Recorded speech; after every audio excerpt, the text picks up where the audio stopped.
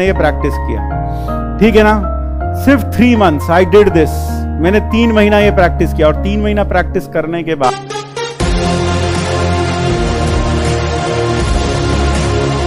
से 7 IITs और हर किसी में मुझे याद है लगभग 28 या 14 के करीब सीट्स थी। तो 28 के करीब सीट थी हर IIT में, इंटू 7 कर लो कितना हो गया, 7 8 56, 7 2 देख लो करके, है ना। तो 24 इंटू 168 के करीब ऐसे कुछ सीट्स आएंगी। यानी all over India masters course में मैथमेटिक्स में सिर्फ 168 सीट थी, सातों IIT मिलाकर। ज़्यादा लगा लो 180 होंगी पूरी सातों IIT लगाकर। तो जब प्रोफेसर ने बोला कि आप जॉइंट एडमिशन टेस्ट 2 जो MSc का टेस्ट है वो दो, मैंने कहा यार उसमें सर के उसमें तो क्या हमारी सिटी से आज तक कोई गया? बोले नहीं आज तक तो कोई भी नहीं गया। मैंने कहा ठीक है, तो फिर मैं कैसे जाऊंगा, मुझे तो कुछ पता ही नहीं है, किससे पता करूं क्या होगा क्या नहीं। तो उन्होंने बस बताया कि इस डेट को एग्जाम होता है, उसके पहले फॉर्म भरते हैं, आप फॉर्म भर दो फिर चले जाना, देख लेना एग्जाम देकर।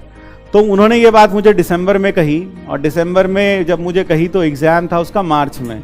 तो दिसंबर से मैंने तैयारी करना शुरू किया, लगभग तैयारी करना शुरू किया। मैंने पढ़ाना थोड़ा कम कर दिया, स्टूडेंट्स को बोल दिया कि भाई अब तुम्हारा एग्जाम है, अब मैं ज़्यादा नहीं पढ़ाऊंगा तुम्हें।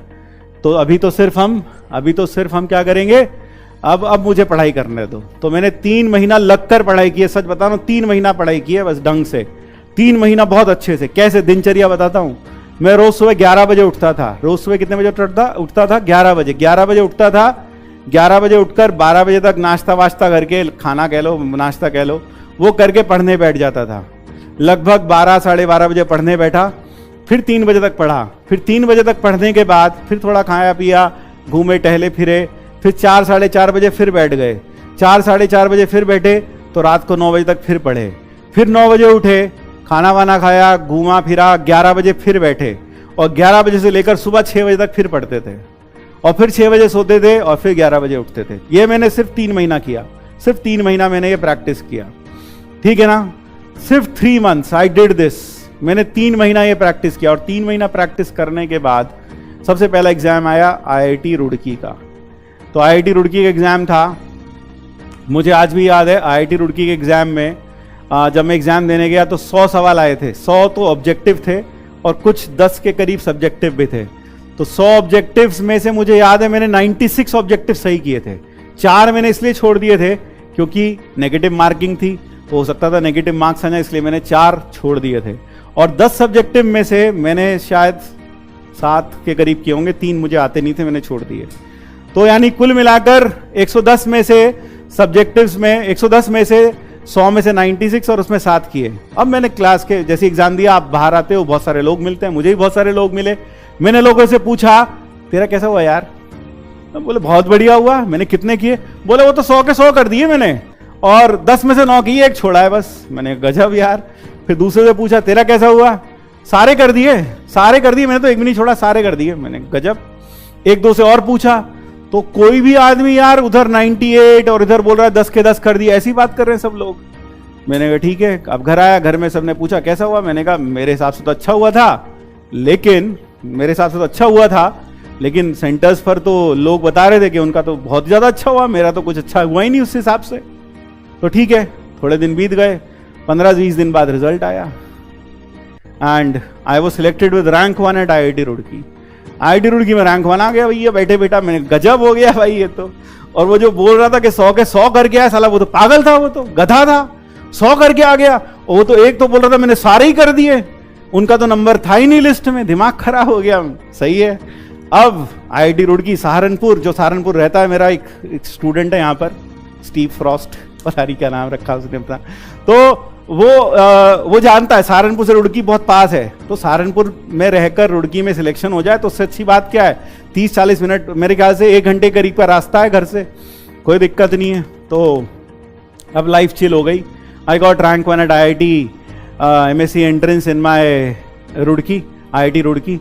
अब मैंने फॉर्म तो भरे थे 3-4 जगह के। IIT रुड़की भरा था, IIT कानपुर भरा था, और IIT बॉम्बे भरा था, और IIT BHU भी भरा था। तो फिर अगला एग्जाम आया IIT बॉम्बे का। अब IIT रुड़की में सिलेक्शन हो गया, लाइफ चिल हो गई, पढ़ाना लिखाना मैंने बंद कर दिया। और अब सारा दिन आराम से बैठे थे, क्योंकि एडमिशन में भी टाइम था 1-2 महीने का, तो घर में चिल मारते थे। घर वाले भी कुछ नहीं कहते थे कि पढ़ लो, तुमने पढ़ाना भी छोड़ दिया, पढ़ भी नहीं रहे हो। क्यों लगता था बंदे का रैंक 1 आ गया और क्या चाहिए इसको। अब हुआ क्या, बॉम्बे का एग्जाम आया, आईआईटी बॉम्बे का एग्जाम आया। तो आईआईटी बॉम्बे का जो सेंटर था वो आईआईटी रुड़की ही था, आईआईटी रुड़की ही था उसका सेंटर। 5-10 मिनट लगेंगे। आईआईटी रुड़की उसका सेंटर, 5 मिनट लगेंगे। आईआईटी रुड़की था उसका सेंटर। तो आईआईटी रुड़की उसका सेंटर था, तो सब बच्चे होते ना, एक बार आईआईटी में सिलेक्शन हो गया, दूसरा देने की क्या जरूरत है। तो मैं पहली रात में, जब एग्जाम था अगले दिन, उससे पहले दिन मम्मी के पास गया, रसोई में बोला कि एग्जाम छोड़ दो क्या आईआईटी बॉम्बे का, क्या करना है, देखिए बेकार है, एक जगह तो हो ही गया सिलेक्शन, अब क्या करना है, इतनी दूर बॉम्बे कौन जाएगा। तो वही होता है जो तुम्हारे साथ भी होता है। क्या उधर से पापा ने सुन लिया, तो बस फिर वही जो तुम्हारे पापा बोलते, पेड़ पर पैसे लगते हैं क्या, 1,500 का फॉर्म आया था, नहीं भरना तो पहले बोलना था, नहीं जाना था तो जाना तो पड़ेगा, ऐसे थोड़ी होगा। तो ठीक है भाई, अब उधर से जब डांट पड़ी तो लगा कि जाना तो पड़ेगा ही यार अब। तो मुझे याद है अगले दिन एग्जाम जो था मेरा 2:30 बजे था, रुड़की में, सहारनपुर में रहता था, एग्जाम 2:30 बजे था रुड़की में, ठीक है। तो अनमने मन से मैंने घर से बाइक ली, चला गया रेलवे स्टेशन पे, स्टैंड पे बाइक खड़ी की, टोकन लिया, पैसा दिया और जाकर रेलवे का टिकट खरीदा, खड़ा हो गया। ट्रेन आनी थी, पैसेंजर ट्रेन थी, आनी थी 12:30 बजे, और रुड़की से लगभग 1-1.5 घंटा लगता है। तो 12:30 मैंने हिसाब लगा रखा था, 12:30, 1 घंटा लगेगा, 1.5 घंटा लगेगा, तो 1:30-2 बजे तक आराम से पहुंच जाएंगे। ठीक है, जाकर टिकट खरीद कर खड़े हो गए स्टेशन पर। अब जब खड़े हो गए तो यूपी है हमारा, बहुत महान प्रदेश है, तो ट्रेन आई नहीं। 1:30 बजे का टाइम था, ट्रेन 12:30 का टाइम था, ट्रेन आई नहीं, लेट हो गई होगी, कोई बात नहीं, खड़े रहे। 1 बज गया, ट्रेन नहीं आई, अनाउंसमेंट भी नहीं हुआ। 1:30 के बाद इंतजार करते करते 2 बज गए, ट्रेन फिर भी नहीं आई। फिर मैंने हिसाब लगाया कि यार अब तो बड़ा लेट हो गया, अब क्या करें, ट्रेन तो आई नहीं। तो मैंने सोचा अब घर चलो, घर में पापा को दिखा देंगे, देखो टिकट है रेलवे का, नहीं आई ट्रेन, अब मैं क्या करूं, ट्रेन नहीं आई तो मेरा कोई बस थोड़ी है, मैं कैसे जाता फिर। तो लेकिन ये लगा कि घर में तो बड़ा डांट पड़ेगी, वो ये कहेंगे तुम पहले ही देना नहीं चाहते थे, तुमने आरामखोरी की, तो इसलिए तुम देख लो भगवान ने भी ऐसी कर दिया, तुम्हें एग्जाम देने ही नहीं दिया। मैंने घर बहुत डांट पड़ेगी, तो क्या करें। अब क्या करें, तो भाई जब तुम्हारे जितने तो बहुत ज्यादा जोश रहता था, तो क्या किया, बाइक उठाई, चलो रुड़की, बाइक से चलते हैं एग्जाम देने के लिए। तो बाइक उठाई स्टैंड से और चले गए एग्जाम देने के लिए। 40-45 किलोमीटर का दूरी है। बाइक से जब गए, लगभग 2-2:15 बज चुके थे, और मैंने बाइक स्टैंड से निकाली, जब गए रुड़की तो लगभग 45 मिनट या 1 घंटे करीब लगा। और मैं वहां पर जो पहुंचा एग्जाम देने के लिए, 2:30 बजे का एग्जाम था, उस पर लिखा होता है कि 2:30 बजे के बाद 15 मिनट तक आप अलाउड होंगे, उसके बाद आप अलाउड ही नहीं होंगे एग्जाम देने के लिए। तो ठीक है, मैं पहुंचा 3:30 या 3:45 बजे करीब पहुंचा। मैं भागते भागते मैंने अपना देखा कि कहाँ मेरा एग्जाम हो रहा था, तो मैं भागते भागते वहां पहुंचा। लगभग 4 बज चुके थे वहां तक पहुंचते पहुंचते तो 4 बज गए। एग्जाम 3 घंटे का था, 5:30 बजे खत्म होना था। लगभग 1.5 घंटा गुजर चुका था, 1.5 घंटा मेरे पास था। मैं सामने गया, मैंने टीचर को बोला सर ये रहा मेरा एडमिट कार्ड, ये रहा रोल नंबर, मुझे जल्दी से क्वेश्चन पेपर दो, मैं बैठ के करता हूं। उसने बोला तुम तो एग्जाम दे ही नहीं सकते, तुमने देखा नहीं एडमिट कार्ड पे लिखा 15 मिनट लेट के बाद अलाउड ही नहीं है।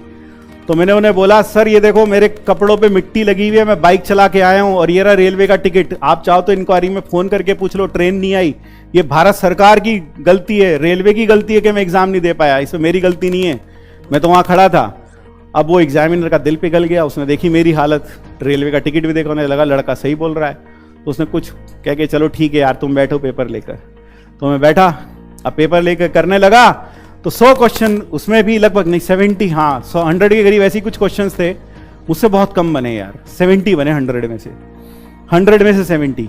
और सब्जेक्टिव में तो 1-2-3 ही बने, बाकी बने ही नहीं मुझसे। 25 वहां छोड़ दिए और 8-7-8 वहां छोड़ दिए, बर्बाद हो गया बिल्कुल, लगभग ऐसा लग रहा था मुझको। लेकिन मैंने 75 किया और ये किया, और ये मैंने फटाफट 1.25 घंटे में कर लिया। 5:30 बजे का टाइम खत्म होना था, मैं 5:15 बजे तक पूरा पेपर कर लिया जितना मुझे आता था।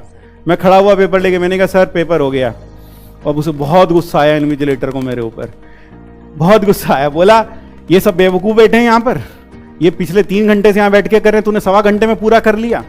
मैंने कहा हाँ सर, जितना आता था मुझसे तो इतना ही हुआ। बोले आता ही कुछ नहीं होगा, तभी तो ऐसा 1.25 घंटे में हो गए तुझसे। तो बोला नहीं, तुम बैठ के रिवाइज करो इसको। मैंने कहा ठीक है सर, बैठ के रिवाइज किया।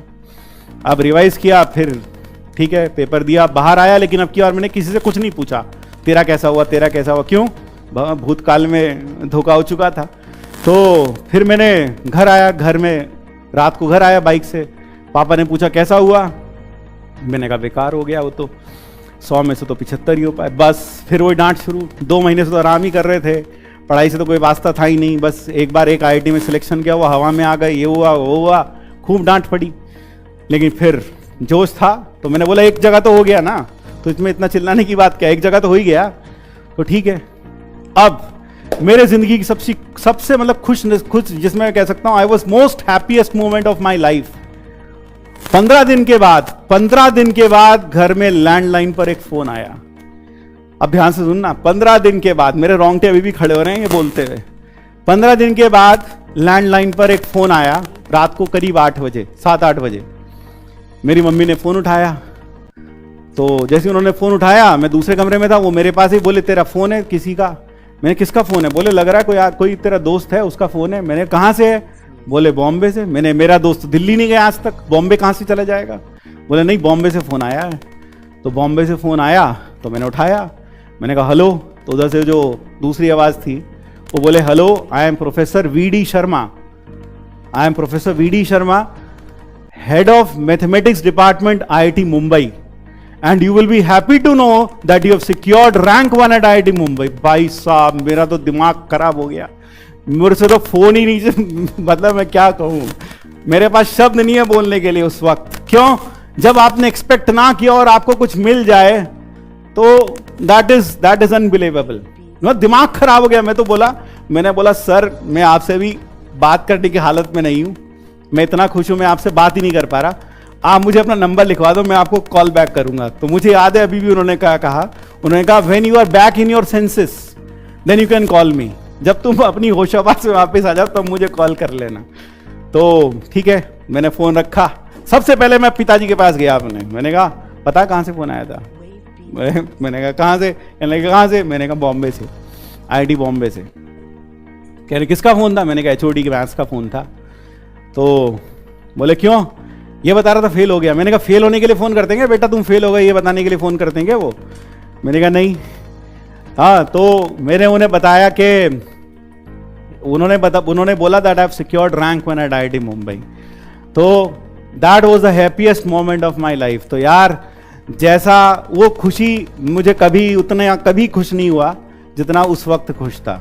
तो ऐसी खुशी के पल आपको भी मिल सकते हैं, आप बस मेहनत करें, अपने ऊपर विश्वास करके करते चले जाएं। चीजें मुश्किल लगती हैं, चीजें संभव लगती हैं, मुझको भी लगती थी। सहारनपुर से आज तक कोई नहीं गया था, मैं गया ना पहली बार, तो इसलिए मुश्किल लग सकती हैं, हर किसी को लगती हैं, लेकिन चीजें आसान हो जाएंगी। चलिए।